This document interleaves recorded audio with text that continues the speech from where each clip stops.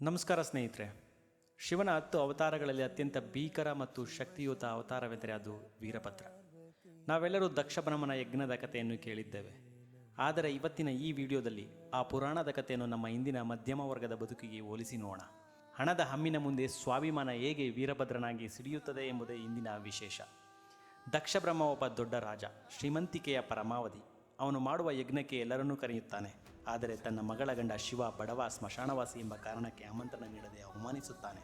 ತಂದೆಯ ಮೇಲಿನ ಪ್ರೀತಿಯಿಂದ ಹೋದ ಸತೀದೇವಿ ಅಲ್ಲಿ ತನ್ನ ಪತಿಗೆ ಆದ ಅವಮಾನ ತಾಳಲಾರದೆ ಯಜ್ಞಕುಂಡಕ್ಕೆ ಹಾರಿ ಆತ್ಮಾರ್ಪಣೆ ಮಾಡಿಕೊಳ್ಳುತ್ತಾಳೆ. ಇದನ್ನು ಕೇಳಿದ ಶಿವನ ಕ್ರೋಧದಿಂದ ಹುಟ್ಟಿದ್ದೇ ವೀರಭದ್ರ. ಇದು ಅನ್ಯಾಯದ ವಿರುದ್ಧದ ಮೊದಲ ಸಿಡಿತ. ಈಗ ಇದನ್ನು ನಮ್ಮ ಜೀವನಕ್ಕೆ ಹೋಲಿಸಿ ನೋಡಿ. ಪ್ರತಿ ಮಧ್ಯಮ ವರ್ಗದ ಕುಟುಂಬದಲ್ಲೂ ಒಬ್ಬ ದಕ್ಷ ಬ್ರಹ್ಮ ಇರುತ್ತಾನೆ. ಅಂದರೆ ಅತಿಯಾದ ಹಣದ ಅಹಂಕಾರವಿರುವ ಒಬ್ಬ ಶ್ರೀಮಂತ ಸಂಬಂಧಿ. ಮನೆಯಲ್ಲಿ ಫಂಕ್ಷನ್ ಇದ್ದಾಗ ಎಲ್ಲರಿಗೂ ಫೋನ್ ಮಾಡಿ ಕರೆಯುವ ಆ ಸಂಬಂಧಿ ಬಡವನೆಂಬ ಕಾರಣಕ್ಕೆ ನಿಮ್ಮನ್ನು ಕರೆಯಲು ಮರೆಯುತ್ತಾನೆ, ಅಥವಾ ಕೇವಲ ವಾಟ್ಸಪ್ ಮೆಸೇಜ್ ಕಳಿಸಿ ಸುಮ್ಮನಾಗುತ್ತಾನೆ.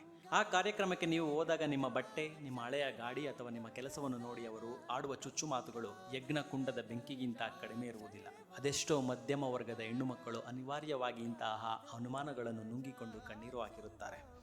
ಶಿವನು ತನ್ನ ಜಟೆಯನ್ನು ನೆಲಕ್ಕೆ ಅಪ್ಪಳಿಸಿ ವೀರಭದ್ರನನ್ನು ಸೃಷ್ಟಿಸಿದಂತೆ ಇಂದಿನ ಮಧ್ಯಮ ವರ್ಗದ ಮನುಷ್ಯನಲ್ಲೂ ಒಬ್ಬ ವೀರಭದ್ರ ಹುಟ್ಟುತ್ತಾನೆ.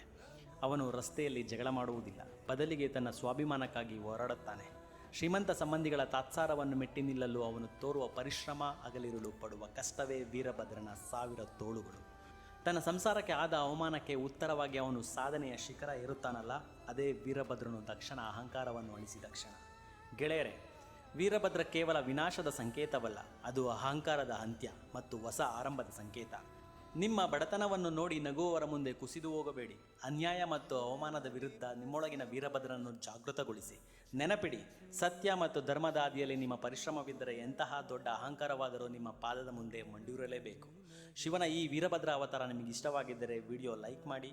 ನಿಮ್ಮ ಜೀವನದಲ್ಲೂ ಇಂಥ ದಕ್ಷ ಸಂಬಂಧಿಗಳು ಇದ್ದರೆ ಕಮೆಂಟ್ ಬಾಕ್ಸ್ನಲ್ಲಿ ಹಂಚಿಕೊಳ್ಳಿ. ಮುಂದಿನ ವಿಡಿಯೋದಲ್ಲಿ ಶಿವನ ಮತ್ತೊಂದು ಅವತಾರದೊಂದಿಗೆ ಭೇಟಿಯಾಗೋಣ. ಧನ್ಯವಾದಗಳು. ಓಂ ನಮಃ ಶಿವಾಯ.